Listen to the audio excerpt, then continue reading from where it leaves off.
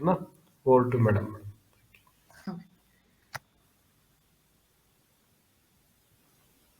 ಎಲ್ರಿಗೂ ನಮಸ್ಕಾರ. Very good morning sir. Joints ಹೋಗೋಕ್ಕೂ ಮುಂಚೆ ಕ್ವಿಕ್ ಆಗಿ ಸ್ವಲ್ಪ ಬೋನ್ಸ್ ಬಗ್ಗೆ ಇನ್ನೊಂದು ಚೂರು ಹೇಳ್ಬಿಡ್ಬೋದಾ ಸರ್? Sure madam, your class you can take. Yes sir. So ಎಲ್ರಿಗೂ ಗೊತ್ತಿರೋ ಹಾಗೆ we do have 206 bones. The number is quite big, but ಅದು ಚಿಕ್ಕ ಚಿಕ್ಕ ಬೋನ್ಸ್ಗಳೆಲ್ಲ ಸೇರಿ ಈ ತರ ಇಷ್ಟೊಂದು ನಂಬರ್ ಆಗತ್ತೆ.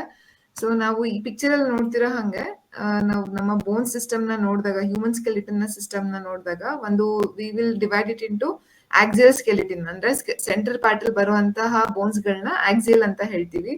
ಅಕ್ಕಪಕ್ಕ ಬರುವಂತದನ್ನ ಅಪೆಂಡಿಕ್ಯುಲರ್ ಅಂತ ಹೇಳ್ತೀವಿ. ಮತ್ತೆ ಚಿಕ್ಕ ಚಿಕ್ಕ ಬೋನ್ಸ್ ಗಳು ನಮ್ಮ ಕೈ ಮತ್ತೆ ಕಾಲ್ಗಳು, ಪಾದಗಳಲ್ಲಿ ಇರುತ್ತೆ.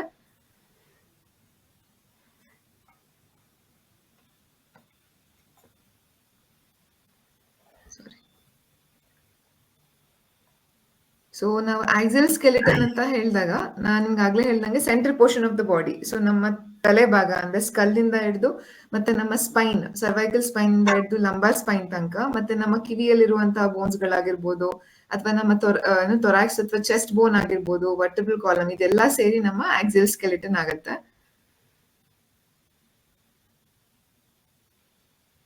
ಅಪೆಂಡಿಕ್ಯುಲರ್ ಅಂತ ಹೇಳಿದ್ರೆ ನಿಮ್ಗೆಲ್ಲ ಗೊತ್ತು, ನಮ್ಮ ಕೈ, ಶೋಲ್ಡರ್ ಗರ್ಡಲ್ ಮತ್ತೆ ಕಾಲು, ಪೆಲ್ವಿಕ್ ಬೋನ್. ಸೊ ಇದೆಲ್ಲ ಸೇರಿ ನಮ್ಮ ಅಪೆಂಡಿಕ್ಯುಲರ್ ಸಿಸ್ಟಮ್ ಆಗುತ್ತೆ.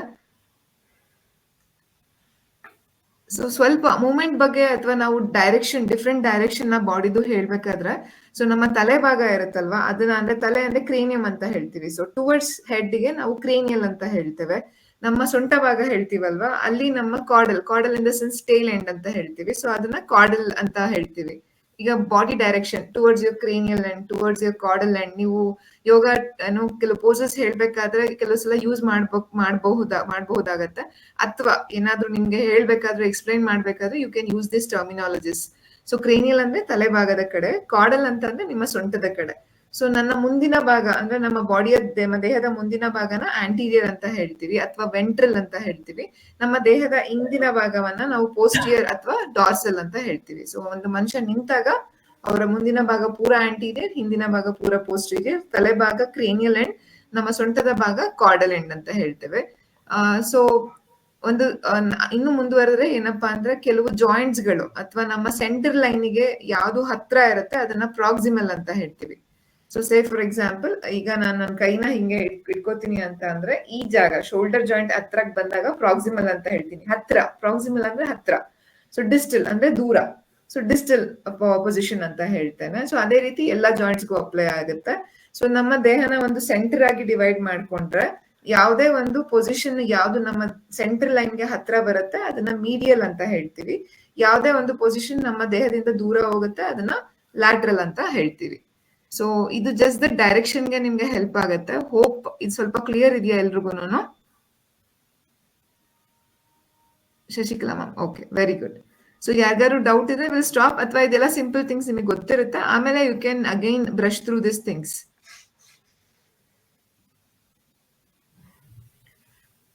ಸೊ ಬಾಡಿ ಪ್ಲೇನ್ಸ್ ನಾಗಿ ಡಿವೈಡ್ ಮಾಡ್ತೀವಿ ಅಂತ ಅಂದ್ರೆ, ನಾನೀಗ ಸ್ಟ್ರೇಟ್ ಆಗಿ ನಿಂತಿದ್ದೀನಿ ಅಂದ್ರೆ ನನ್ನ ದೇಹನ ಈಕ್ವಲ್ ಹಾಫ್ ಆಗಿ ಡಿವೈಡ್ ಮಾಡುತ್ತೆ ಒಂದು ಪ್ಲೇನ್ಸ್ ಅಂತ ಹೇಳಿದ್ರೆ. ಸೊ ಯಾವ ಪ್ಲೇನ್ ನನ್ನ ದೇಹನ ಮುಂದೆ ಅರ್ಧ, ಹಿಂದೆ ಅರ್ಧ ಭಾಗ ಆಗಿ ಡಿವೈಡ್ ಮಾಡುತ್ತೆ ಅದನ್ನ ನಾನು ಕೊರೋನಲ್ ಪ್ಲೇನ್ ಅಂತ ಹೇಳ್ತೀನಿ. ಸೊ ಅದು ಏನ್ ಮಾಡುತ್ತೆ, ಆ ಕೊರೋನಲ್ ಪ್ಲೇನ್ ನನ್ನ ತಲೆಯಿಂದ ನೇರ ನನ್ನ ಕಾಲ್ಗೆ ಈಕ್ವಲ್ ಹಾಫ್ ಆಗಿ ನನ್ನ ದೇಹನ ಡಿವೈಡ್ ಮಾಡುತ್ತೆ. ಅದು ನನ್ಗೆ ಮುಂದಿನ ಭಾಗ ಅಂದ್ರೆ ಆಂಟೀರಿಯರ್ ಅಥವಾ ವೆಂಟ್ರಲ್ ಅಂತ ಹೇಳ್ತೀವಿ, ಮತ್ತೆ ಹಿಂದಿನ ಭಾಗ ಪೋಸ್ಟೀರಿಯರ್ ಅಥವಾ ಡಾರ್ಸಲ್ ಆಗಿ ಡಿವೈಡ್ ಮಾಡುತ್ತೆ. ಆ ಪ್ಲೇನ್ ನಮ್ಮನ್ನ ಹಂಗೆ ಡಿವೈಡ್ ಮಾಡುತ್ತೆ. ಇನ್ನೊಂದೇನಂದ್ರೆ, ನಮ್ಮ ದೇಹನ ಮಧ್ಯದಿಂದ ಅರ್ಧವಾಗಿ ಅಂದ್ರೆ ಅರ್ಧ ಭಾಗವಾಗಿ ಡಿವೈಡ್ ಮಾಡುತ್ತೆ. ಅದನ್ನ ಸೆಜೈಟಲ್ ಪ್ಲೇನ್ ಅಂತ ಹೇಳ್ತೀವಿ. ಅದು ಹೆಂಗಂದ್ರೆ, ನನ್ನ ರೈಟ್ ಈಕ್ವಲ್ ಪಾರ್ಟ್ ಆಗಿ ಡಿವೈಡ್ ಮಾಡುತ್ತೆ, ಮತ್ತೆ ಲೆಫ್ಟ್ ಈಕ್ವಲ್ ಪಾರ್ಟ್ ಆಗಿ ಡಿವೈಡ್ ಮಾಡುತ್ತೆ.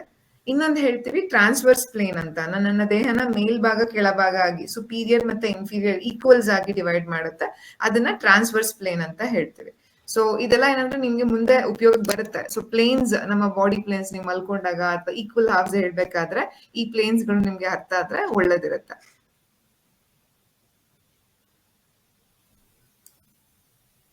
ಸೊ ಇದೆಲ್ಲ ತುಂಬಾ ಡೀಟೇಲ್ಸ್ ಆಗುತ್ತೆ ನಿಮ್ಗೆ. ಬೋನ್ಸ್ದು ಈಕ್ವಲ್ ಚಿಕ್ಕ ಚಿಕ್ಕ ಪಾರ್ಟ್ಸ್ ಗಳು ನಿಮ್ಗೆ ಅವಶ್ಯಕತೆ ಬೀಳಲ್ಲ. ಯಾವಾಗ ನಿಮ್ಗೆ ಇದ್ರ ಬಗ್ಗೆ ಮಾಹಿತಿ ಬೇಕನ್ಸುತ್ತೆ, you can definitely go back to this material ಅಥವಾ ನನ್ನ ಸರ್ನ ಕೇಳ್ಬೋದು. ಸೊ ಇದನ್ನೆಲ್ಲ ಕ್ಲಾಸಲ್ಲಿ ಹೇಳಿದ್ರೆ ಯುಲ್ ಗೋ ಕ್ರೇಜಿ. ಸೊ ಒಂದೊಂದು ಬೋನ್ಸ್ ನಮ್ ಹೆಸರಿಟ್ಕೊಳಕ್ ತುಂಬಾ ಕಷ್ಟ ಆಗುತ್ತೆ. ಸೊ ನಮ್ಮ ಅಪ್ಲಿಕೇಶನ್ಗೆ ಯೋಗ ಅಲ್ಲಿ ಪ್ರಾಕ್ಟೀಸ್ ಮಾಡ್ತಾ ಅಥವಾ ಟೀಚ್ ಮಾಡ್ತಾ ಅಪ್ಲೈ ಮಾಡೋದಕ್ಕೆ ಏನ್ ಇನ್ಫಾರ್ಮೇಶನ್ ಬೇಕಾಗತ್ತೆ ಅದನ್ನ ವಿಲ್ ಡಿಸ್ಕಸ್. ಸೊ ಇದು ಇಂಪಾರ್ಟೆಂಟ್. ಅಂದ್ರೆ ಜನರಲಿ ಏನ್ ಅನ್ಕೊಂತೀವಿ, ನಮ್ಮ ಮುಖದಲ್ಲಿ ಯಾವ್ದು ಬೋನ್ಸ್ ಇರಲ್ಲ ಅಂತ ಅನ್ಕೊಂತೀವಿ. ಮುಖದಲ್ಲಿ we do have a spaces, hollow spaces ಅಂತ ಹೇಳ್ತೀವಿ. ಅದಕ್ಕೆ ನಾವು ಸೈನಸಸ್ ಅಂತ ಹೇಳ್ತೀವಿ. ನಮ್ಮ ಬ್ರೀದಿಂಗ್ ಎಕ್ಸರ್ಸೈಸ್ ಆಗಿರ್ಬೋದು ಅಥವಾ ಬೇರೆ ರೀತಿ ಏನಂದ್ರೆ ಭಸ್ತ್ರಿಕಾ ಎಲ್ಲ ಕಪಾಲಭಾತಿ ಎಲ್ಲ ಮಾಡಿಸ್ತಾರಲ್ಲ, ಅದು ನಮ್ಮ ಸೈನಸಸ್ ನ ಅಂದ್ರೆ ಆ ಹಾಲೋ ಸ್ಪೇಸಸ್ ನ ಕ್ಲೀನ್ ಆಗಿಡುತ್ತೆ. ಸೊ ಅದ್ರ ಉದ್ದೇಶ ಏನಪ್ಪಾ ಅಂದ್ರೆ ಈ ಹಾಲೋ ಬೋನ್ಸ್ ಮಾಡೋದ್ರಿಂದ ನಮ್ಮ ಕ್ರೇನಿಯಂ, ನಮ್ಮ ತಲೆ ಭಾಗದ ಬೋನ್ ತುಂಬಾ ಹೆವಿ ಇರುತ್ತೆ. ಸೊ ಅದನ್ನ ರೆಡ್ಯೂಸ್ ಮಾಡೋದಕ್ಕೆ ದೇವರು ಆಲ್ರೆಡಿ ಅಲ್ಲಿ ಸ್ಪೇಸಸ್ ನ ಮಾಡಿದ್ದಾರೆ. ಸೊ ಯಾವಾಗ ನಮ್ಗೆ ನೆಗಡಿ, ಶೀತ, ಕೆಮ್ಮು ಆಗುತ್ತೆ, ಸರಿಯಾಗಿ ಟ್ರೀಟ್ ಮಾಡ್ಕೊಳ್ಳಿಲ್ಲ ಅಂತಂದ್ರೆ ಆ ಸ್ಫೂಟಮ್ ಎಲ್ಲ ಹೋಗಿ ಸೈನಸಸ್ ಅಲ್ಲಿ ಪ್ಲಗ್ ಇನ್ ಆಗ್ಬಿಟ್ಟು ತಲೆ ಭಾರ ಬರೋದು, ವಾಂತಿ ಆಗೋದು, ಇದೆಲ್ಲ ಆಗೋ ಚಾನ್ಸಸ್ಗಳು ಜಾಸ್ತಿ ಇರುತ್ತೆ. ಸೊ ಈವನ್ ಆರ್ ಮಸಲ್ಸ್, ಇಲ್ಲಿರೋ ಮಸಲ್ಸ್ ಒಳಗಡೆ ಕೂಡ ಇಲ್ಲೆಲ್ಲ ಸೈನಸಸ್ ಸ್ಪೇಸಸ್ಗಳು, ಈ ಕಣ್ಣಿನ ಭಾಗ ಕೂಡ ಈ ಸೈನಸಸ್ ಇರುತ್ತೆ. So this is quite important. So ನಮ್ಗೆ ಸರ್ವೈಕಲ್ ಬೋನ್ಸ್, ಬಿಕಾಸ್ ನಮ್ಮ ಎಲ್ಲಾ ಪೋಸ್ಟರ್ಸ್ ನಮ್ಮ ಬೆನ್ನು ಮೂಲೆಗಳ ಮೇಲೆ ಡಿಪೆಂಡ್ ಆಗಿರೋದ್ರಿಂದ ಸ್ವಲ್ಪ ಒಂಚೂರು ಡೀಟೇಲ್ ಆಗಿ ನೋಡೋಣ ಇದನ್ನ. ಸೊ ಏನಪ್ಪಾ ಅಂತಂದ್ರೆ ಸರ್ವೈಕಲ್ ಬೋನ್ ಅಂತ, ಸರ್ವೈಕಲ್ ಸ್ಪೈನಲ್ ಕಾಲಮ್ ಇರುತ್ತೆ. ಸೊ ನಮ್ಮ ಕತ್ತಿನ ಕೆಳಭಾಗದಿಂದ ಅಂದ್ರೆ ಬ್ರೈನಿನ ಕೆಳ ಪೋರ್ಷನ್ ಇಂದ, ಇಲ್ಲೇ ತೋರಿಸಿದಾರೆ ನಿಮ್ಗೆ, ನಾನು ಆರೋ ಮೂವ್ ಮಾಡ್ತೀನಿ. ಸೊ ಬ್ರೈನಿನ ಕೆಳ ಪೋರ್ಷನ್ ಇಂದ ನಮ್ಮ ಸೊಂಟದ ಕೆಳಭಾಗದ ತನಕ ವಿ ಡೂ ಹ್ಯಾವ್ ಮಣಿಗಳ ಆಕಾರದಲ್ಲಿ ಒಂದಕ್ಕೊಂದು ಪೋನ್ಸ್ ಇರುತ್ತೆ. ಅದಕ್ಕೆ ನಾವು ವರ್ಟೆಬ್ರಲ್ ಕಾಲಮ್ ಅಂತ ಹೇಳ್ತೀವಿ, ಅವನ್ನ ವರ್ಟಬ್ರೆ ಅಂತ ಹೇಳ್ತೀವಿ. ಸೊ ಕತ್ತಿನಿಂದ, ನಮ್ಮ ಕತ್ತಿನ ಭಾಗದಿಂದ ಬೆನ್ನಿನ ಭಾಗದಕ್ಕೆ ಕೆಲವು ಮಣಿಗಳಿದಾವೆ. ಸೊ ಅವು 7 ಇದಾವೆ ಅವು. ಅದಕ್ಕೆ ನಾವು ಸರ್ವೈಕಲ್ ಅಂತ ಹೇಳ್ತೀವಿ, ಸರ್ವೈಕಲ್ ವರ್ಟಬ್ರಾ ಅಂತ ಹೇಳ್ತೀವಿ. ಸೊ ಇಲ್ಲಿ ನಮ್ಮ ಕತ್ತಿನ ಭಾಗದಿಂದ ಅಂದ್ರೆ lower end of the neck ಇಂದ ಹಿಡಿದು ನಮ್ಮ ಸೊಂಟದ ಭಾಗದ ತನಕ ಕೆಲವು ಮಣಿಗಳನ್ನ ಬರ್ತವೆ, ಅದು ಹತ್ತಿರ್ತವೆ. ಸೊ ಅದಕ್ಕೆ ನಾವು ಥೊರಾಸಿಕ್ ವರ್ಟಬ್ರಾ ಅಂತ ಹೇಳ್ತೀವಿ. ಸ್ವಲ್ಪ ಮೇಲ್ ಪೋರ್ಷನ್ ಇಂದ, ನಮ್ಮ ಸೊಂಟದಿಂದ ಹಿಡಿದು ಕೆಳಭಾಗದ ತನಕ, ಮೇ ಬಿ ನಮ್ಮ ಥೊರಾಸಿಕ್ ಅಂದ್ರೆ ಎಲ್ಲಿ ನನ್ನ ಪೆಲ್ವಿಕ್ ಪೆಕ್ಟೋರಲ್ ಗರ್ಡಲ್ ಎಂಡ್ ಆಗುತ್ತಲ್ವಾ, ರಿಬ್ ಬೋನ್ಸ್ ಇಂದ ಹಿಡಿದು ಸೊಂಟದ ಕೆಳಭಾಗದ ತನಕ ಅಲ್ಲಿ ಲಂಬಾರ್ ಬೋನ್ಸ್ ಬರುತ್ತೆ, ಮತ್ತೆ ಥೊರಾಸಿಕ್ ವರ್ಟಬ್ರಾನು ಬರುತ್ತೆ. ಅದಕ್ಕೆ ಥೊರಾಕೋ ಲಂಬಾರ್ ಅಂತ ಹೇಳ್ತೇವೆ. ಸೊ ಇನ್ನು ಕೆಳವರೆದು ಲಂಬಾರ್, ಚಿಕ್ಕ ಚಿಕ್ಕ ಮಣಿಗಳು ಸೊಂಟದಿಂದ ಕೆಳಭಾಗಕ್ಕೆ ಸ್ವಲ್ಪ ಹೋಗ್ತವೆ, ಅದನ್ನ ನಾನು ಲಂಬಾರ್ ಅಂತ ಹೇಳ್ತೀನಿ. ಕೊನೆ ಭಾಗದಲ್ಲಿ ಬರೋದಕ್ಕೆ ಕಾಕಿಕ್ಸ್ ಅಂತ ಹೇಳ್ತೀನಿ. ಸ್ಯಾಕ್ರಮ್ ಅಂತ ಹೇಳ್ತೀವಿ, ಅದು ಸೈಡಲ್ ಬರುತ್ತೆ. ಸೊ ನೀವು ಇಷ್ಟ ನೆನ್ಪಿಟ್ಕೊಳ್ಳಿ, ನನ್ನ ಕತ್ತಲ್ಲಿ ಬರುವಂತ ವರ್ಟಬ್ರಾಗೆ ಸರ್ವೈಕಲ್ ವರ್ಟಬ್ರಾ ಅಂತ ಹೇಳ್ತೀನಿ. ನನ್ನ ಬೆನ್ನಿನ ಭಾಗದಲ್ಲಿ ಅಂದ್ರೆ ಎಲ್ಲಿ ನನ್ನ ಶ್ವಾಸಕೋಶ ಎಲ್ಲಿ ತನಕ ಇರುತ್ತೆ ಆ ಭಾಗದಲ್ಲಿ ಬರುವಂತ ವರ್ಟಬ್ರಾಸ್ಗೆ ಥೊರಾಸಿಕ್ ವರ್ಟಬ್ರಾ ಅಂತ ಹೇಳ್ತೀನಿ. ನನ್ನ ಸೊಂಟದಲ್ಲಿ ಬರುವಂತ ವರ್ಟಬ್ರಾಸ್ಗೆ ಲಂಬಾರ್ ವರ್ಟಬ್ರಾ ಅಂತ ಹೇಳ್ತೀನಿ. ಇನ್ನು ಕೆಳಭಾಗ ಹೋದ್ರೆ ಸ್ಯಾಕ್ರಮ್ ಮತ್ತೆ ಕಾಕಿಕ್ಸ್ ಅಂತ ಹೇಳ್ತೀವಿ. ಸೊ ಇದೆಲ್ಲ ಹೆಂಗಂದ್ರೆ ಮಣಿಗಳು ಒಂದಕ್ಕೊಂದು ಪೋಣಿಸ್ದಂಗೆ ಇರ್ತವೆ. ಸೊ ಅಲ್ಲಿಂದ ಅದು ಮಧ್ಯ ಕೆಲವು ಪೋರ್ಷನ್ಸ್ ಇರುತ್ತೆ, ಅದು ಇಂಟರ್ವರ್ಟಬ್ರಲ್ ಡಿಸ್ಕ್ ಅಂತ ಹೇಳ್ತೀವಿ. ಅದ್ರ ಉದ್ದೇಶ ಏನಪ್ಪಾ ಅಂತಂದ್ರೆ ವರ್ಟಬ್ರಾ, 2 ವರ್ಟಬ್ರಾ ಮಧ್ಯ ಫ್ರಿಕ್ಷನ್ ಆಗ್ಬಾರ್ದು. ಸೊ ಒಂದಕ್ಕೊಂದು ಸಾಫ್ಟ್ ಆಗಿ ಕೂತಿರ್ಲಿ, ಮೂವ್ಮೆಂಟ್ಸ್ ಗಳು ಈಸಿ ಆಗ್ಲಿ ಅಂತ ಹೇಳ್ಬಿಟ್ಟು. ಸೊ ಈ ವರ್ಟಬ್ರಲ್ ಡಿಸ್ಕ್ ಇಂದ ಅಂದ್ರೆ ನಮ್ಮ ಸ್ಪೈನಲ್ ಕಾಲಮ್ ಏನಂತ ಹೇಳ್ತೀವಿ ವರ್ಟಬ್ರಾ, ಅದೇನ್ ಮಾಡುತ್ತೆ, ನಮ್ಮ ಸ್ಪೈನಲ್ ಕಾರ್ಡ್ ಅಂದ್ರೆ ಈ ತರ ಒಂದು ಬೆನ್ನು ಉರಿ ಅಂದ್ರೆ ನರ್ವ್ಸ್, ಒಂದು ಹಿಡಿಯಾಗಿ ನರ್ವ್ಸ್ ಇರುತ್ತೆ, ಆ ನರ್ವ್ಸ್ ನ ಪ್ರೊಟೆಕ್ಟ್ ಮಾಡುತ್ತೆ. ಸೊ ನಮ್ಮ ನರಮಂಡಲಗಳು ಬ್ರೈನ್ ಇಂದ ನಮ್ಮ ಕೆಳ ಪೋರ್ಷನ್ ತನಕ ಒಂದು ಚಿಕ್ಕ ಪೈಪ್ ಮುಖಾಂತರ ಅಂದ್ರೆ ಈ ವರ್ಟಬ್ರಲ್ ಕಾಲಮ್ ಮುಖಾಂತರ ಒಂದು ಸೇಫ್ ಆಗಿ ಸೇಫ್ ಗಾರ್ಡ್ ಆಗಿರುತ್ತೆ. ಆ ಇಂಟರ್ವರ್ಟಬ್ರಲ್ ಡಿಸ್ಕ್ ಇಂದ ಆಚೆ ಹೋಗುತ್ತೆ. ಪ್ರತಿಯೊಂದು ಆರ್ಗನ್ಸ್ಗುನು ನಮ್ಮ ನರಗಳು ಅಲ್ಲಿಂದ ಪಾಸ್ ಆಗುತ್ತೆ. ಸೊ ನಿಮ್ಗೆ ಗೊತ್ತಿರ್ಬೋದು, ಏನಾದ್ರು disc hernia, I mean intervertebral disc prolapse ಅಂತ ಹೇಳ್ತೀವಿ, ಅಥವಾ ಡಿಸ್ಕ್ ಹರ್ನಿಯೇಷನ್ ಅಂತ ಹೇಳ್ತೀವಿ. ಈ ತರ ಏನಾದ್ರು ಆದ್ರೆ ನಿಮ್ಮ ಸೊಂಟದಲ್ಲಿ ಸ್ವಲ್ಪ ಜರುಗಿದೆ ಅಂತಾರೆ, ಅವಾಗ ನಿಮ್ಗೆ ಕಾಲ್ ಹೊಡ್ತಾ ಬರುತ್ತೆ ಅಂತಾರೆ, ಅಥವಾ ಶೋಲ್ಡರ್ ಪೇನ್ ಬರುತ್ತೆ. ಯಾಕಂತಂದ್ರೆ ಆ ಡಿಸ್ಕ್ ಸ್ವಲ್ಪ ಆಚೀಚೆ ಜರುಗಿದಾಗ ಅಥವಾ ಅಲ್ಲಿಂದ ಏನಾದ್ರು ಪ್ರೊಟ್ರೂಷನ್ ಅಥವಾ ಹರ್ನಿಯೇಷನ್ ಬಂದಾಗ ನಿಮ್ಮ ನರಗಳ ಮೇಲೆ ಪ್ರೆಷರ್ ಬೀಳುತ್ತೆ. ಸೊ ಆವಾಗ ನಿಮ್ಗೆ ರೆಫರಲ್ ಪೇನ್ ಅಂತ ಹೇಳ್ತೀವಿ. It's not about any nerve weakness, it is the pressure given by the sack. ನನ್ನ ಕತ್ ಭಾಗದಲ್ಲಿ ಏನಾದ್ರು ನನಗೆ ಹರ್ನಿಯೇಷನ್ ಆಯ್ತು, ಡಿಸ್ಕ್ ಪ್ರೊಲ್ಯಾಪ್ಸ್ ಆಯ್ತು ಅಂದ್ರೆ ಆ ನರ ಎಲ್ಲಿ ಅಕ್ಕಪಕ್ಕದ ನರಗಳ ಮೇಲೆ ಒತ್ತಿರುತ್ತೆ ಅದಕ್ಕೆ. ಸೊ ಆ ಪೋಸ್ಚರ್ ಕರೆಕ್ಷನ್ ಮಾಡ್ಕೊಂಡು, ಅಥವಾ ಗೊತ್ತಿರುತ್ತಿಲ್ಲ ನಿಮ್ಗೆ ಒಂದು ಇಲ್ಲಿ ಕಾಲರ್, ನೆಕ್ ಕಾಲರ್ ಕೊಡ್ತಾರೆ, ಸೊಂಟದ ಬೆಲ್ಟ್ ಕೊಡ್ತಾರೆ. ಅದ್ ಯಾಕಂತಂದ್ರೆ ಪೊಸಿಷನ್ ನ, ಪೋಸ್ಚರ್ ನ ಮೇಂಟೈನ್ ಮಾಡಿದಾಗ automatically God has given us a gift, nature has given us a gift, ಅದು ಆಟೋಮೆಟಿಕಲಿ ಸ್ವಲ್ಪ ಮಟ್ಟಿಗೆ ಒಳಗೋಗುತ್ತೆ, depends on the degree of herniation. So ಇದು ಒಂದ್ ಸ್ವಲ್ಪ ನೆನಪಿದ್ರೆ ಒಳ್ಳೇದು. ಏನಾದ್ರೂ ಡೌಟ್ ಇದ್ರೆ please stop me in between, ಅಥವಾ ಕೊನೆಗಾದ್ರೂ ಕೇಳಿ ಪ್ಲೀಸ್. ಸೊ ಇದು ಚೆಸ್ಟ್ ಕ್ಯಾವಿಟಿ ನಿಮಗೆ ಗೊತ್ತಾ ಇದೆ. ಸೊ ಇದೆಲ್ಲ ರಿಬ್ ಬೋನ್ಸ್ ಇರುತ್ತೆ. ಮತ್ತೆ ಸ್ಟರ್ನಮ್ ಅಂತ ಹೇಳ್ತೀವಿ. ಸೆಂಟ್ರ್ ಪೋರ್ಷನ್ ಇಲ್ಲಿಂದ ಹಿಡಿದು ಕೆಳಭಾಗದ ತನಕ ಅದಕ್ಕೆ ಸ್ಟರ್ನಮ್ ಅಂತ ಹೇಳ್ತೀವಿ.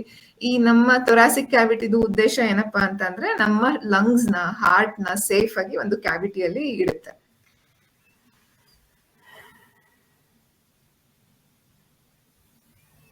ಸೊ ನೆಕ್ಸ್ಟ್ ಬಂದು ಪೆಕ್ಟೋರಲ್ ಗರ್ಡಲ್. ನಿಮ್ಗೆಲ್ಲ ಗೊತ್ತು, ಈ ಭಾಗ ನಮ್ಮ ಶೋಲ್ಡರ್ ಇಂದ ಹಿಡಿದು ಕೈ ಭಾಗ. ಇದು ಗರ್ಡಲ್ ಅಂತ ಯಾಕೆ ಹೇಳ್ತೀವಿ ಅಂದ್ರೆ ಈಸಿಯಾಗಿ ಓಡಾಡ್ತಾ ಇರುತ್ತೆ.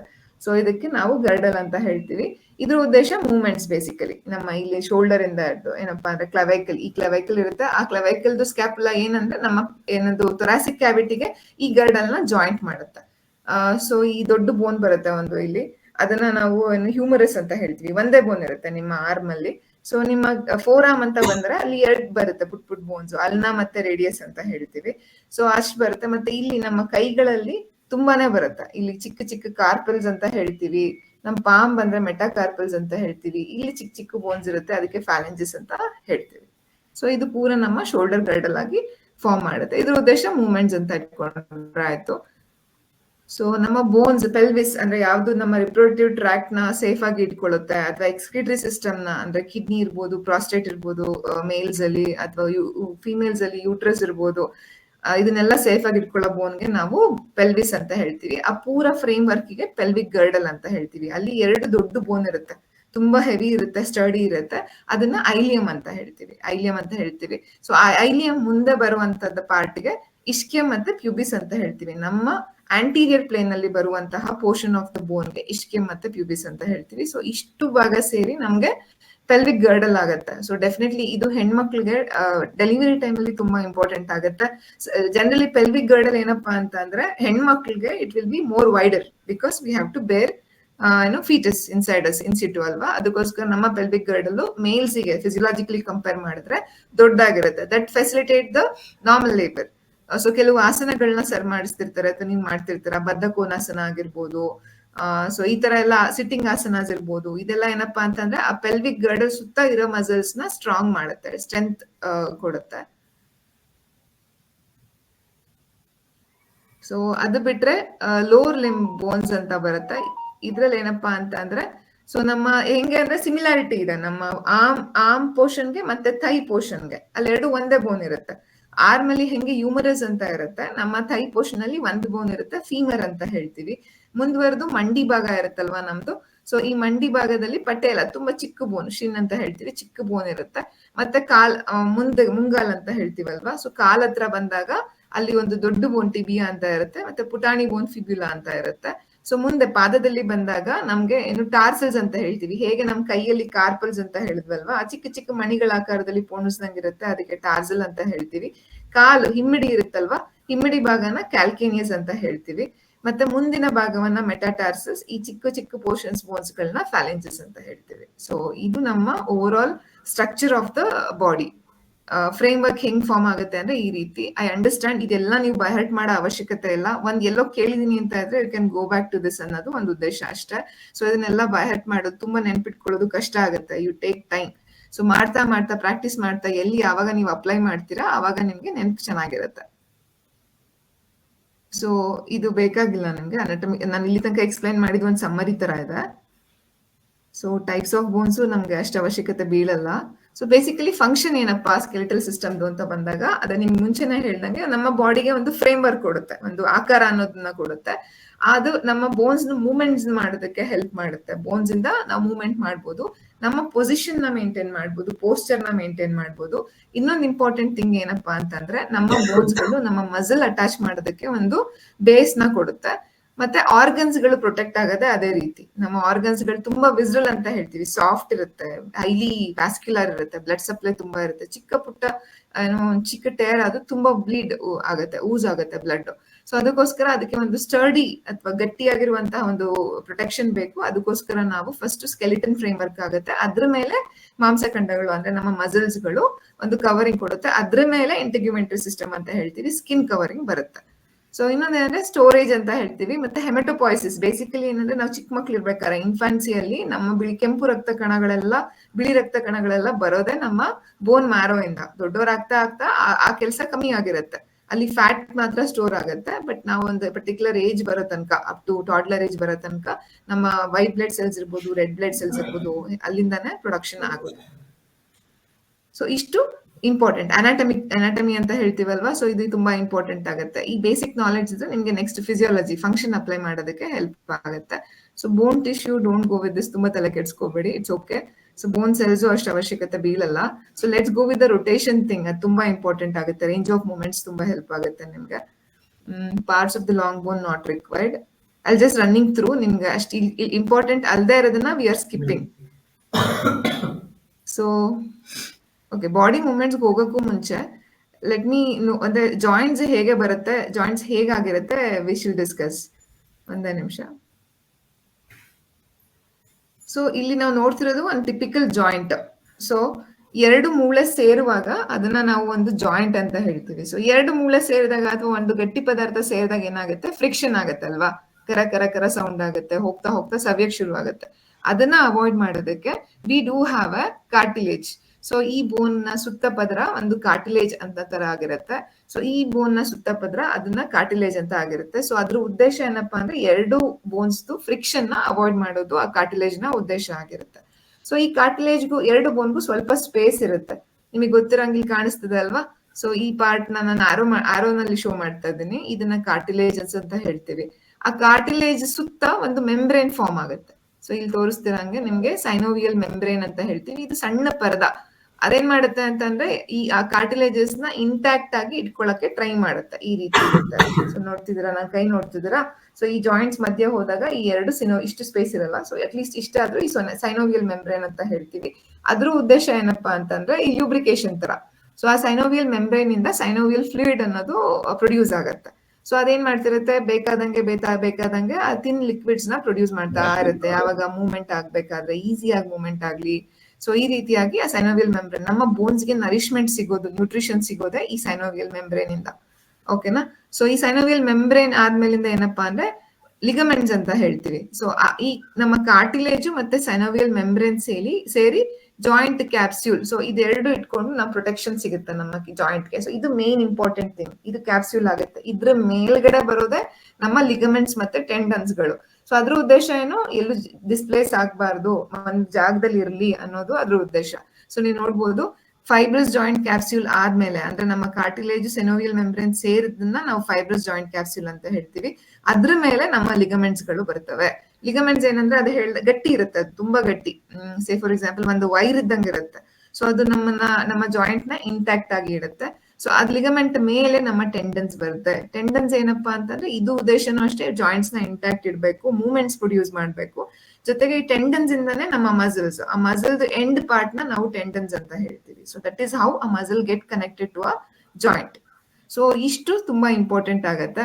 ಸೊ ಇದರಿಂದ ನಮ್ಮ ಮೂವ್ಮೆಂಟ್ಸ್ ಗಳು ತುಂಬಾ ಸುಲಭವಾಗಿ ಆಗಕ್ ಸಾಧ್ಯ ಆಗತ್ತೆ. ಸೊ ಏನಾದ್ರೂ ನಮ್ಗೆ ಬೋನ್ ಅಥವಾ ಮಂಡಿ ಸಮಸ್ಯೆ ಇದೆ ಅಂತಂದ್ರೆ ಇದರಲ್ಲಿ ಯಾವುದೇ ಭಾಗದಲ್ಲಾದ್ರೂ ಸಮಸ್ಯೆ ಆಗಿರ್ಬೋದು, ಒಂದು ಕಾರ್ಟಿಲೇಜ್ ಅಲ್ಲಿ ಆಗಿರ್ಬೋದು, ಅಥವಾ ಸೈನೋವಿಯಲ್ ಮೆಂಬ್ರೇನ್ ಅಲ್ಲಿ ಆಗಿರ್ಬೋದು, ಅಥವಾ ಫೈಬ್ರಸ್ ಜಾಯಿಂಟ್ ಕ್ಯಾಪ್ಸುಲ್ ಅಲ್ಲಿ ಆಗಿರ್ಬೋದು, ಲಿಗಮೆಂಟ್ಸ್ ಇರ್ಬೋದು, ಅಥವಾ ಟೆಂಡನ್ಸ್ ಇರ್ಬೋದು. ಇನ್ನೊಂದು ಚಿಕ್ಕ ಲಿಗಮೆಂಟ್ಸ್ ಮತ್ತೆ ಟೆಂಡನ್ಸ್ ಮಧ್ಯೆ ಮತ್ತೆ ಫ್ರಿಕ್ಷನ್ ಆಗ್ಬಾರ್ದು ಅಂತ ಬರ್ಸ ಅಂತ ಹೇಳ್ತೀವಿ. ಸೊ ಅಂದ್ರೆ ಬಫರ್ ಇದ್ದಂಗ, ಅದು ಸಾಫ್ಟ್ ಫೋಮ್ ಇರುತ್ತಲ್ವಾ, ಆ ತರ ಎಲ್ಲಾದ್ರೂ ನಾವು ಸಾಫ್ಟ್ ಫೋಮ್ ಇಡ್ತೀವಿ. ಈಗ ನಮ್ಮ ಏನು ಟಿವಿ ತಂದಾಗ, ಫ್ರಿಡ್ಜ್ ತಂದಾಗ ಬೆಂಡ್ ಇರುತ್ತಲ್ವಾ, ಸ್ಕ್ರಾಚ್ ಆಗ್ಬಾರ್ದು ಅಂತ, ಅದೇ ರೀತಿಯಲ್ಲಿ ಈ ನಮ್ಮ ಲಿಗಮೆಂಟ್ಸ್ ಟೆಂಡನ್ಸ್ ಮಧ್ಯ ಬರ್ಸ ಅಂತ ಇರುತ್ತೆ, ಸಾಫ್ಟ್ ಬೇಸ್ ಕೊಡ್ಲಿಕ್ಕೆ.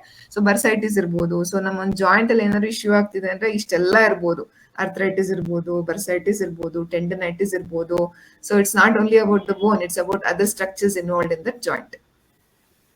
ಸೊ ಇಷ್ಟು ನೋಡ್ತೀವಿ ಅಂತ ಅಂದಾಗ ನಮ್ಗೆ ಸೊ ನೆಕ್ಸ್ಟ್ ಏನಪ್ಪಾ ಹೇಳ್ಬೋದು ಅಂತಂದ್ರೆ, ಈ ನಾನು ಇವಾಗ ನಿಮ್ಗೆ ಒಂದು ತೋರಿಸಿರೋದು ಜಾಯಿಂಟ್ ಟೈಪ್ ಅಲ್ವಾ. ಸೊ ಡಿಫ್ರೆಂಟ್ ಜಾಯಿಂಟ್ ಟೈಪ್ಸ್ ಇರುತ್ತೆ. For example ball and socket ಅಂತ ಹೇಳ್ತೀವಿ. ಸೊ ಈಗ ನಮ್ಮ ಶೋಲ್ಡರ್ ಮತ್ತೆ ಹಿಪ್ ನ ನೋಡಿದ್ರೆ ಒಂದು ಸಾಕೆಟ್ ಇರುತ್ತೆ. ಅಂದ್ರೆ ನಾನು ನಿಮ್ಗೆ ಹೇಳ್ದೆ ಅಲ್ವಾ, ಸ್ಕ್ಯಾಪುಲಾ ಅಂತ ಬೋನ್ ಹೇಳ್ದೆ ಅಲ್ವಾ, ಅದು ಸಾಕೆಟ್ ತರ ಫಾರ್ಮ್ ಆಗುತ್ತೆ. ನನ್ನ ಶೋಲ್ಡರ್ ಹ್ಯೂಮರಸ್ ಒಂದು ಹೆಡ್ ಇರುತ್ತೆ, ಅದು ಈ ರೀತಿ ಇರುತ್ತೆ. ಸೊ ಸಾಕೆಟ್ ಅಲ್ಲಿ ಬಾಲ್ ಇಟ್ಟಂಗೆ, ಇದನ್ನ ನಾವು ball and socket type of joint ಅಂತ ಹೇಳ್ತೀವಿ. ಸೊ ಇದೇನಪ್ಪಾ ಅಂತಂದ್ರೆ ನಂಗೆ ಮೂವ್ಮೆಂಟ್ಸ್ ಗಳು ಸುಲಭ ಆಗುತ್ತೆ ಅಲ್ವಾ. ನೀವು ನೋಡ್ಬೋದು ನಾವು ಮೂವ್ಮೆಂಟ್ಸ್ ಮಾಡ್ತಾ ಎಲ್ಲಾ ರೀತಿಯಲ್ಲೂ ನಾವು ಈ ಮೂವ್ಮೆಂಟ್ ನ ಮಾಡ್ತಾ ಇರ್ಬೋದು. ನನ್ನ ಕೈ ನೋಡ್ತಿರ್ತೀರಾ, this is socket, this is the ball point. So ನನ್ನ ಶೋಲ್ಡರ್ ಭಾಗ ಮತ್ತೆ ನನ್ನ ಹಿಪ್ ಭಾಗ ಇದೇ ರೀತಿ ಇರುತ್ತೆ, ಜಾಯಿಂಟ್ ಇದೇ ರೀತಿ ಇರುತ್ತೆ. ಎರಡನೇದೇನಪ್ಪಾ ಅಂದ್ರೆ ಹಿಂಜ್ ಜಾಯಿಂಟ್ ಅಂತ ಹೇಳ್ತೀವಿ. ಸೊ ಹಿಂಜ್ ಅಂತ ಏನು, ನಮ್ಮ ಡೋರ್ ಅಲ್ಲಿ ಹಿಂಜ್ ಇರುತ್ತೆ ಗೊತ್ತಲ್ವಾ ನಿಮ್ಗೆ? ಡೋರ್ ನ ಮತ್ತೆ ನಮ್ಮ ಅದು ವಾಸ್ತು ಇದನ್ನ ಇಡ್ತೀವಲ್ವಾ, ವಾಸ್ಕಲ್ ಅಂತ ಹೇಳ್ತೀವಿ, ಅದು ಇಡ್ತೀವಲ್ವಾ. ಸೊ ಈಗ ಈ ಭಾಗ ನಂದು ಡೋರ್ ಅಂತ ಅಂದ್ರೆ ಈ ಫಾರ್ಮ್, ಓಕೆ ಮೇ ಬಿ ಹಿಂಗ್ ತೋರಿಸ್ಬೋದು ನಾನು ನಿಮ್ಗೆ. ಇದು ಹಿಂಜ್ ಅಂತ ಹೇಳ್ತೀನಿ. ಒಂದು ಪೋರ್ಷನ್ ಫಿಕ್ಸ್ ಇರುತ್ತೆ, ಇನ್ನೊಂದು ಡೋರ್ ನ ನಾನು ಹಿಂಗೆ ಹಿಂಗೆ ಮೂವ್ಮೆಂಟ್ ಮಾಡ್ಬೋದು. ಅಲ್ಲೇನಂದ್ರೆ ನಂಗೆ ತುಂಬಾ ರೇಂಜ್ ಆಫ್ ಮೋಷನ್ಸ್ ಇರಲ್ಲ, ಹಿಂದಕ್ಕೆ ಹೋಗಕ್ ಆಗಲ್ಲ ನನ್ ಡೋರ್ ಅಲ್ವಾ, ಬರೀ ಮುಂದಕ್ಕಷ್ಟೇ ಕೆಲವು ಪಾರ್ಟ್ ಅಷ್ಟೇ ಮೂವ್ಮೆಂಟ್ ಮಾಡಕ್ಕಾಗತ್ತೆ. ಸೊ ಈ ಜಾಯಿಂಟ್ ಎಲ್ಲಿದೆ ಅಪ್ಪ ನನ್ನಲ್ಲಿ ಅಂತಂದ್ರೆ ನನ್ನ ಎಲ್ಬೋ. ನಾನು ಎಲ್ಬೋ ಹಿಂಗೆ ಹಿಂಗ್ ಜಾಯಿಂಟ್ ಇಷ್ಟೇ ಮಾಡಕ್ಕಾಗತ್ತೆ, ನಾನು ಫುಲ್ ಹಿಂದೆ ಹೋಗಕ್ಕಾಗಲ್ಲ ಅಲ್ಲ, ಕೈ ಮುರಿದು ಹೋಗ್ಬಿಡುತ್ತೆ. ಸೊ ನನ್ನ ಮಂಡಿ ಭಾಗನೂ ಅಷ್ಟೇ, ಅದನ್ನ ನಾನು ಹಿಂಜ್ ಜಾಯಿಂಟ್ ಅಂತ ಹೇಳ್ತೀನಿ. ಸೊ ಎಲಿಪ್ಸಾಯ್ಡ್ ಅಂತ ಹೇಳ್ತೀವಿ, ಇದು ನನ್ನ ಕತ್ತಿನ ಭಾಗ ಎಲಿಪ್ಸಾಯ್ಡ್ ಜಾಯಿಂಟ್. ಅದು ಸ್ವಲ್ಪ ರೊಟೇಷನ್ ಬಾಲ್ ಅಂಡ್ ಸಾಕೆಟ್ ಗಿಂತ ಸ್ವಲ್ಪ ಜಾಸ್ತಿ ಇರುತ್ತೆ, ಸ್ವಲ್ಪ ಜಾಸ್ತಿ ಮೂವ್ಮೆಂಟ್ಸ್ ಗಳನ್ನ ನಾವು ಮಾಡೋದಕ್ಕೆ ಅವಕಾಶ ಇರುತ್ತೆ, ಕರೆಕ್ಟ್ ಅಲ್ವಾ? ಇನ್ನೊಂದು ಹೇಳ್ತೀವಿ ಗ್ಲೈಡಿಂಗ್ ಜಾಯಿಂಟ್ಸ್ ಅಂತ ಹೇಳ್ತೀವಿ. ಅಂದ್ರೆ ನಮ್ಮ ಕೈಗಳಿರ್ಬೋದು, ಚಿಕ್ಕ ಚಿಕ್ಕ ಬೋನ್ಸ್ ಇರುತ್ತಲ್ವಾ, ಅದು ಒಂದಕ್ಕೊಂದು ಅಂಟ್ಕೊಂಡಿರುತ್ತೆ ಮಣಿಗಳ ಆಕಾರದಲ್ಲಿ. ಸೊ ಈ ರೀತಿ ಕಾರ್ಪಲ್ಸ್, ಮೆಟಾಟಾರ್ಸಲ್ಸ್ ಇದೆಲ್ಲ ಹಿಂಗಿರುತ್ತೆ. ಸೊ ಅಲ್ಲೇನಾಗುತ್ತೆ, ಸುಮ್ನೆ ಇಷ್ಟೇ ಒಂದ್ರ ಮೇಲೆ ಒಂದ್ ಬರುತ್ತೆ, ಹಿಂಗ್ ಬರುತ್ತೆ, ಹಿಂಗ್ ಬರುತ್ತೆ. ಅಲ್ಲಿ ಜಾಸ್ತಿ ಮೂವ್ಮೆಂಟ್ಸ್ ಇಲ್ದೇ ಇದ್ರು ಮೂವ್ಮೆಂಟ್ ಸ್ವಲ್ಪ ಫ್ಲೆಕ್ಸಿಬಿಲಿಟಿ ಇರುತ್ತೆ, ಅದನ್ನ ಗ್ಲೈಡಿಂಗ್ ಮತ್ತೆ ಸ್ಲೈಡಿಂಗ್ ಜಾಯಿಂಟ್ಸ್ ಅಂತ ಹೇಳ್ತೀವಿ. ಸೊ ಈ ರೀತಿ ನಮ್ಮ ಜಾಯಿಂಟ್ಸ್ ಗಳು ಫಾರ್ಮ್ ಆಗಿರುತ್ತೆ. ಸೊ ರೇಂಜ್ ಆಫ್ ಮೋಷನ್ ಅಂತ ಬಂದಾಗ, ಸೊ ಲೆಟ್ ಬಿ ಇಲ್ಲಿ ತೋರ್ಸೋದೇನೂ ಇಲ್ಲ, ವಿ ವಿಲ್ ಜಸ್ಟ್, ನಿಮ್ಗೆ ಗೊತ್ತಿರುತ್ತೆ ಆಸನಗಳು ಮಾಡ್ತಾ ನಿಮಗೆ ಗೊತ್ತಿರುತ್ತೆ. ಸೊ ಅದನ್ನ ನೋಡ್ತೀನಿ ಅಂದಾಗ ಕೆಲವು ಏನೋ ಡೀಟೇಲ್ಸ್ ನಿಮ್ಗೆ ಗೊತ್ತಿರ್ಬೇಕಾಗತ್ತೆ. I just finish in 10 minutes, in time ಆಗ್ತಾ ಇದೆ ಏನೋ. So let me Google this. Okay, so ಈ ಕೆಲವು ಹೆಸರುಗಳು ನಿಮ್ಗೆ ಗೊತ್ತಿರ್ಬೇಕಾಗತ್ತೆ. ಒಂದೇನಪ್ಪಾ ಅಂದ್ರೆ ಫ್ಲೆಕ್ಷನ್ ಅಂತ ಹೇಳ್ತೀವಿ. ಸೊ ಅಲ್ಲಿ ಆಂಗಲ್ ಆಫ್ ಜಾಯಿಂಟ್ ಅಂತೆಲ್ಲ ಹೇಳ್ತಾರೆ. ಸೊ ನೀವ್ ಏನ್ ಅನ್ಕೋಬಹುದು ಫ್ಲೆಕ್ಷನ್ ಅಂತ ಅಂದ್ರೆ, ಸೇ ಫಾರ್ ಎಕ್ಸಾಂಪಲ್ ಇದು ನನ್ನ ಏನು ಎಲ್ಬೋ ಜಾಯಿಂಟ್ ಅಂತ ಅಂದ್ರೆ, ಫ್ಲೆಕ್ಷನ್ ಅಂದ್ರೆ ಏನಂತಂದ್ರೆ ನಾನು ನನ್ನ ಜಾಯಿಂಟ್ ಕಡೆಗೆ ನನ್ನ ಕೈನ ತಿರುಗಿಸ್ಕೊತಿದ್ದೀನಿ, ಅಥವಾ ನನ್ನ ಜಾಯಿಂಟ್ ಗೆ ನನ್ನ ಡಿಸ್ಟಲ್ ಎಂಡ್ ನ ತಗೊಂತಾ ಇದ್ದೀನಿ. ಸೊ ಜಾಯಿಂಟ್ ಆಂಗಲ್ ಇದೆಲ್ಲ ಅದು ಕಮ್ಮಿ ಆಗ್ತಿದೆ, ಇದಕ್ಕೆ ಫ್ಲೆಕ್ಷನ್ ಅಂತ ಹೇಳ್ತೀವಿ. ಯಾವಾಗ ನಾನು ನನ್ನ ಕೈನ ಜಾಯಿಂಟ್ ಇಂದ ದೂರ ತಗೊಂಡು ಹೋಗ್ತೀನಿ ಅಥವಾ ನನ್ನ ಜಾಯಿಂಟ್ ಆಂಗಲ್ ಜಾಸ್ತಿ ಆಗುತ್ತೆ, ಇದಕ್ಕೆ ನಾವು ಎಕ್ಸ್ಟೆನ್ಷನ್ ಅಂತ ಹೇಳ್ತೀವಿ. So this is same with every joint. ನನ್ನ ಕೈ ಇರ್ಬೋದು, ನನ್ನ ಮಂಡಿ ಇರ್ಬೋದು, ನನ್ನ ಸೊಂಟ ಭಾಗ ಇರ್ಬೋದು, ಯಾವ್ದಾದ್ರು ಇರ್ಬೋದು, ನನ್ನ ಜಾಯಿಂಟ್ ಸ್ಪೆಸಿಫಿಕ್ ಜಾಯಿಂಟ್ ಹತ್ರಕ್ಕೆ ಬರ್ತೀನಿ ಅಂದ್ರೆ ಅದು ಫ್ಲೆಕ್ಷನ್ ಆಗುತ್ತೆ, ದೂರಕ್ಕೆ ಹೋಗ್ತೀನಿ ಅಂತಂದ್ರೆ ಅದು ಎಕ್ಸ್ಟೆನ್ಷನ್ ಆಗುತ್ತೆ. ಸೇ ಫಾರ್ ಎಕ್ಸಾಂಪಲ್ ನನ್ನ ಕತ್ತಿನ ಭಾಗ, ನಾನು ಚಿನ್ಗೆ ಹಿಂಗ್ ಮುಟ್ತಾ ಇದ್ದೀನಿ, ಇದು ಫ್ಲೆಕ್ಷನ್ ಆಗುತ್ತೆ. ಸೊ ನಾನು ಕತ್ತಿ ಹಿಂಗ್ ವಾಪಸ್ ತಗೊಂತೀನಿ, ಅದು ಎಕ್ಸ್ಟೆನ್ಷನ್ ಆಗುತ್ತೆ. ನಾನು ಫುಲ್ ಬಾಡಿ ಅಂದ್ರೆ ನನ್ನ ಸೊಂಟದ ಭಾಗದಲ್ಲಿ ನಾನು ಬಗ್ತಿದ್ದೀನಿ ಅಂದ್ರೆ ಅದು ಫ್ಲೆಕ್ಷನ್ ಆಗುತ್ತೆ. ನಾನು ಹಿಂದಕ್ಕೆ ಹೋಗ್ತೀನಿ ಅಂತಂದ್ರೆ ಅದು ಎಕ್ಸ್ಟೆನ್ಷನ್ ಆಗುತ್ತೆ. ಇದು ಕ್ಲಿಯರ್ ಇದೆ ಅಂತ ಅನ್ಕೊಂತೀನಿ. ಸೊ ಕೈಯು ಅಷ್ಟೇ, ಇದು ಫ್ಲೆಕ್ಷನ್, ಇದು ಎಕ್ಸ್ಟೆನ್ಷನ್. ಅದಕ್ಕೆ ಬೇರೆ ಬೇರೆ ಹೆಸರು ಹೇಳ್ತೀವಿ, ಡಾರ್ಸಿ ಫ್ಲೆಕ್ಷನ್ ಅದೆಲ್ಲ, ಅದ್ ಮುಂದೆ ಹೇಳ್ತೀನಿ ನಿಮ್ಗೆ. ಇನ್ನೊಂದೇನಂದ್ರೆ ಅಬ್ಡಕ್ಷನ್ ಅಂತ ಹೇಳ್ತೀವಿ. ಸೊ ಅಬ್ಡಕ್ಷನ್ ಅಂತಂದ್ರೆ ದೂರ ಹೋಗೋದು. ಸೊ ಇದು ನನ್ನ ಮಿಡ್ ಲೈನ್ ಅಂತ ಆಗ್ಲೇ ಹೇಳ್ದೆ ಅಲ್ವಾ, ಮಿಡ್ ಲೈನ್ ಇಂದ ನಾನು ಸೇ ಫಾರ್ ಎಕ್ಸಾಂಪಲ್ ನನ್ನ ಕೈ ಅಬ್ಡಕ್ಷನ್ ಅಂತಂದ್ರೆ ದೂರ ತಗೊಂತೀನಿ, ಅಡಕ್ಷನ್ ಅಂತಂದ್ರೆ ನನ್ನ ಮಿಡ್ ಲೈನ್ಗೆ ಹತ್ರ ತಗೊಂತೀನಿ. ಸೊ ಇದನ್ನ ಅಬ್ಡಕ್ಷನ್ ಮತ್ತೆ ಅಡಕ್ಷನ್ ಅಂತ ಹೇಳ್ತೀವಿ. ಮತ್ತೆ ರೊಟೇಷನ್, ಕತ್ ಭಾಗ ನಾವು ರೊಟೇಷನ್ ಮಾಡ್ತೀವಿ, ಕೈ ರೊಟೇಟ್ ಮಾಡ್ತೀವಿ, ಕಾಲ್ ರೊಟೇಟ್ ಮಾಡ್ತೀವಿ, ಅದೆಲ್ಲ ರೊಟೇಷನ್ ಅಂತ ಹೇಳ್ತೀವಿ. ಇನ್ನೊಂದು ಸುಪಿನೇಷನ್ ಅಂತ ಹೇಳ್ತೀನಿ.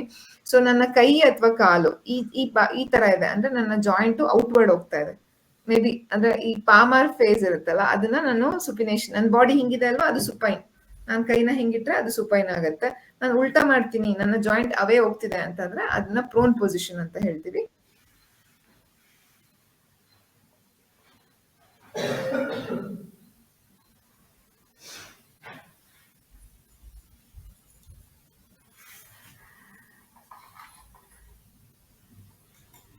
ಡಿಸ್ಕನೆಕ್ಟ್ ಆಯ್ತು ಅನ್ಸುತ್ತೆ ಮೇಡಮ್.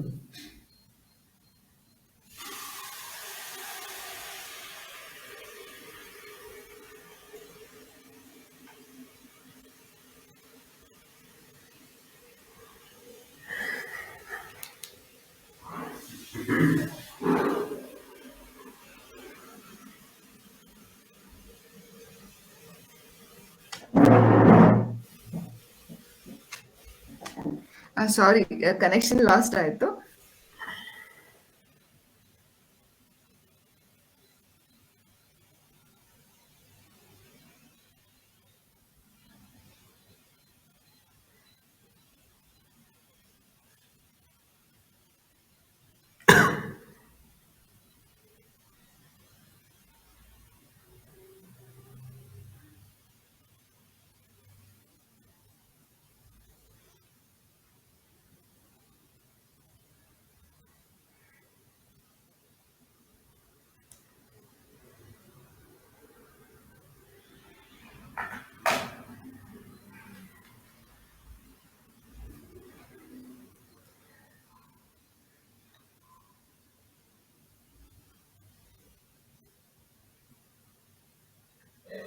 ಹಾಂ ಹಲೋ ಮೇಡಮ್.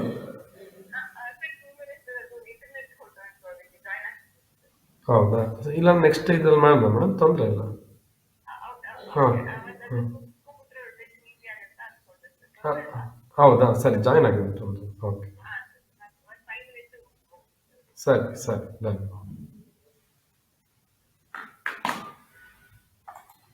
ಒಂದೇ ನಿಮಿಷ ಮೇಡಮ್, ಲಾಗಿನ್ ಆಗ್ತಾ ಇದ್ದಾರೆ, ಫೋನ್ ಮಾಡಿದ್ರು ಜಸ್ಟ್ ಸೆಕೆಂಡ್.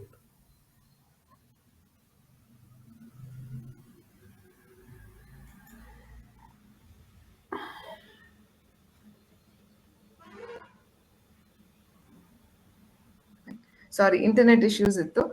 ಓಕೆ, ಸೊ ಇವಾಗ ಜಾಯಿಂಟ್ಸ್ದು ಮೂವ್ಮೆಂಟ್ಸ್ ಬಗ್ಗೆ ಮಾತಾಡ್ತಾ ಇದ್ವಿ ಅಲ್ವಾ ನಾವು? ಎಸ್ ಮೇಡಮ್, ಆ ಪ್ರೋನ್ ಪೊಸಿಷನ್ಸ್ ಬಗ್ಗೆ ಹೇಳ್ತಾ ಹಾ, ಇದ್ದೆ. ಸೊ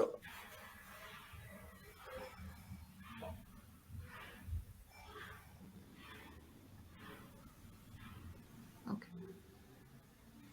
ಸೊ ಜಾಯಿಂಟ್ಸ್ಗಳನ್ನ ಏನೋ ಆಸನಗಳು ಮಾಡ್ಬೇಕಾದ್ರೆ ಕೆಲವು ಪೋಸ್ಟರ್ಸ್ಗಳನ್ನ ವಿ ವಿಲ್ ಎಕ್ಸಾಗರೇಟ್, ಅಥವಾ ನಾವೇನ್ ಅನ್ಕೊಂತೀವಿ, ಏನೋ ಹುಮ್ಮಸ್ನಲ್ಲಿ ಜಾಸ್ತಿ ಮಾಡಕ್ ಹೋಗ್ತೀವಿ. ಸೊ ಅದನ್ನ we have to do it with age specific things, because ನಮ್ಮ ಬೋನ್ ಏನಾಗುತ್ತೆ ಅಂತಂದ್ರೆ ಜನರಲಿ 45 ಆದ್ಮೇಲೆ ಅಥವಾ ಹೆಣ್ಮಕ್ಳಿಗೆ ಮೆನೋಪಾಸ್ ಆದ್ಮೇಲೆ ಆ ಬೋನ್ ಮಧ್ಯ ಇರುವಂತ ಸಿನೋವಿಯಲ್ ಮೆಂಬ್ರೇನ್ಸ್ ಇರುತ್ತಲ್ವಾ ಅಥವಾ ಫ್ಲೂಯಿಡ್ ಇರುತ್ತಲ್ವಾ ಕಮ್ಮಿ ಆಗ್ತಾ ಹೋಗುತ್ತೆ. ಸೊ ನಿಮಗೆ ಗೊತ್ತಾಗುತ್ತೆ, ನಮ್ಮ ಮೂಳೆ ಕಟ ಕಟ ಅಂತ ಸೌಂಡ್ ಮಾಡಕ್ ಹಚ್ಚುತ್ತೆ, ಮತ್ತೆ ಮೂಮೆಂಟ್ಸ್ ಗಳು ಅಥವಾ ಅದನ್ನು ಸ್ವಲ್ಪ ನಮ್ಗೆ ಫ್ಲೆಕ್ಸಿಬಿಲಿಟಿ ಕಮ್ಮಿ ಆಗುತ್ತೆ. ಮುಂಚಿಂದ ನಾವು ಯೋಗ ಪ್ರಾಕ್ಟೀಸ್ ಮಾಡ್ಕೊಂಡು ರೇಂಜ್ ಆಫ್ ಮೋಷನ್ಸ್ ನ ಇಟ್ಕೊಂಡಿದ್ರೆ ಆ ಫ್ಲೆಕ್ಸಿಬಿಲಿಟಿ ನಾವು ಸ್ವಲ್ಪ ಜಾಸ್ತಿ ದಿನದ ಮಟ್ಟಿಗೆ ಮುಂದುವರಿಸಬಹುದು. ಬಟ್ ಯಾರಾದ್ರೂ ಮಿಡಲ್ ಏಜ್ ಅವ್ರು ಏನಾದ್ರೂ ಯೋಗ ಮಧ್ಯದಿಂದ ಪ್ರಾಕ್ಟೀಸ್ ಮಾಡ್ತಿದ್ದಾರೆ ಅಂತಂದ್ರೆ we should not push dum too much. So ಅವ್ರ ಮೂವ್ಮೆಂಟ್ಸ್ ಗಳು ನಿಧಾನಕ್ಕೆ ದಿನೇ ದಿನೇ ಮೂವ್ಮೆಂಟ್ಸ್ ಗಳು ಇನ್ಕ್ರೀಸ್ ಆಗ್ತಾ ಬರುತ್ತೆ.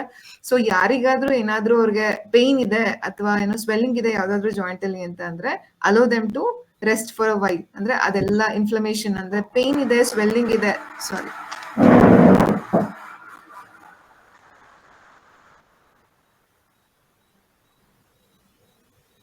ಸೊ ಪೇನ್ ಮತ್ತೆ ಸ್ವೆಲ್ಲಿಂಗ್ ಅಥವಾ ಏನಾದ್ರೂ ಏನು ಸೌಂಡ್ ಆಗುವಂಥದ್ದು, ಗ್ರಿಟ್ ಸೌಂಡ್ ಆಗುವಂಥದ್ದು ಏನಂದ್ರೆ ನನ್ನ ಜಾಯಿಂಟ್ಸ್ ಅಲ್ಲಿ ಇನ್ಫ್ಲಮೇಷನ್ ಇರ್ಬೋದು ಅಥವಾ ಏನೋ ಸಮಸ್ಯೆ ಇರ್ಬೋದು ಅನ್ನೋದನ್ನ ಸೂಚಿಸುತ್ತೆ. ಸೊ ಆ ತರ ಇದ್ದಾಗ ಅವ್ರಿಗೆ ನಾವು ರೆಸ್ಟ್ ಮಾಡೋದು ತುಂಬಾ ಒಳ್ಳೇದು. ಅದೆಲ್ಲ ಹೀಲಪ್ ಆದ್ಮೇಲೆ we can increase the range of motion basically.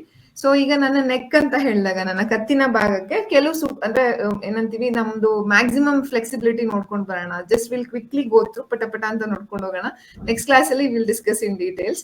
So flexion ಅಂತ ಹೇಳಿದಾಗ ನನ್ನ ನೆಕ್ ಬರೀ 45 ಡಿಗ್ರೀಸ್ ತನಕ ನನ್ನ ನನ್ನ ಚೆಸ್ಟ್ ನ ಮೀಟ್ ಮಾಡುವಂತದ್ದು ಆಂಗಲ್ ಬಂದು ಮ್ಯಾಕ್ಸಿಮಮ್ ಹೇಳ್ತೀನಿ ನಾನು 45 ಡಿಗ್ರಿ ತನಕ ಅಷ್ಟೇ ಆಗುತ್ತೆ. ಕರೆಕ್ಟ್ ಅಲ್ವಾ?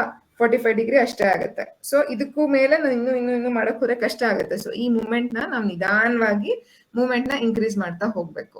ಸೊ ಇನ್ನೊಂದು ಎಕ್ಸ್ಟೆನ್ಷನ್ ಅಂತಂದ್ರೆ ಅದು ಕೂಡ, ಸೊ ನನ್ನ ನಾನು ಹಿಂದಕ್ಕೆ ಹೋಗ್ತೀನಿ ಅಂದ್ರೆ ಅದು ಕೂಡ 45 ಡಿಗ್ರಿ ಆಗುತ್ತೆ. ಮತ್ತೆ ಲ್ಯಾಟ್ರಲ್ ಬೆಂಡಿಂಗ್ ಅದು ಕೂಡ 45 ಡಿಗ್ರಿ ಆಗುತ್ತೆ. ಕರೆಕ್ಟ್ ಅಲ್ವಾ? ಸೊ ರೊಟೇಷನ್ ಅಂತ ಬಂದಾಗ I can rotate up to 60 degree. So ಈ ತರ ಎಲ್ಲ ಮಾಡ್ತೀನಿ ಅಂದ್ರೆ ನಾನು ಹಿಂಗೋಗಿ ಮಾಡ್ತೀನಿ ಅಂತಂದ್ರೆ 60 ಡಿಗ್ರಿ ತನಕ ಆಗುತ್ತೆ, ನಾಟ್ ಬಿಯಾಂಡ್ ದಿಸ್. ಸೊ ಇದು ನನ್ಗೆ ಈ ಸ್ಟಿಫ್ನೆಸ್ ಹೋಗುತ್ತೆ, ನಿಧಾನಕ್ಕೆ ಹೋಗುತ್ತೆ. ಈಗ ಇನ್ನು ನಂಗೆ ಸ್ಟಿಫ್ ಆಗಿದೆ. ಸೊ ಕೆಲವು ಮಕ್ಳುಗಳು ತುಂಬಾ ಪಟ ತುಂಬಾ ಇಂಚೂರು ಅವ್ರಿಗೆ ಜಾಸ್ತಿ ಇರುತ್ತೆ. ಸೊ ವಯಸ್ಸಾಗ್ತಾ ಆಗ್ತಾ ಆ ಜಾಯಿಂಟ್ಸ್ ಅಲ್ಲಿ ವೇರ್ ಅಂಡ್ ಟೇರ್ ಆಗ್ತಾ ಆಗ್ತಾ ನಮ್ಗೆ ರೇಂಜ್ ಆಫ್ ಮೋಷನ್ ಕಮ್ಮಿ ಆಗುತ್ತೆ. ನಿಧಾನಕ್ಕೆ ಅದನ್ನ ಇಂಪ್ರೂವ್ ಮಾಡ್ಕೊಳ್ಳೋದು ಒಳ್ಳೇದು. ಸೊ ನನ್ನ ಸ್ಪೈನ್ ಅಂತ ಬಂದಾಗ, ಬೆನ್ನಿನ ಭಾಗ ಅಂತ ಬಂದಾಗ ನಾನು ಫ್ಲೆಕ್ಷನ್ ಅಂತ ಹೇಳ್ತೀನಿ. ನನ್ನ ಸೊಂಟದ ಭಾಗದಲ್ಲಿ ನಾನು ಬಗ್ತೀನಿ. ಸೂರ್ಯ ನಮಸ್ಕಾರ ಮಾಡ್ಬೇಕಾದ್ರೆ ಮಾಡ್ತೀವಲ್ವಾ, so full ಬಗ್ತೀವಿ.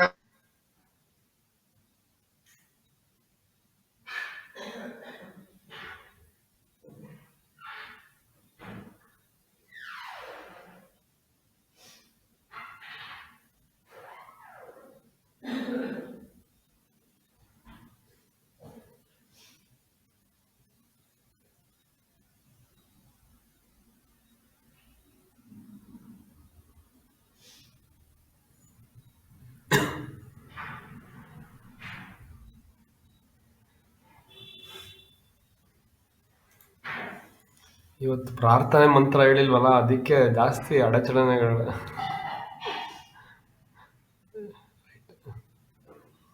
Mostly madam internet loss ಆಗಿದೆ.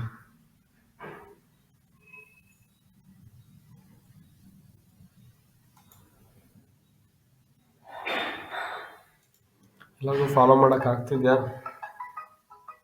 ಮೇಡಮೇ ಫೋನ್ ಮಾಡ್ತಾರೆ.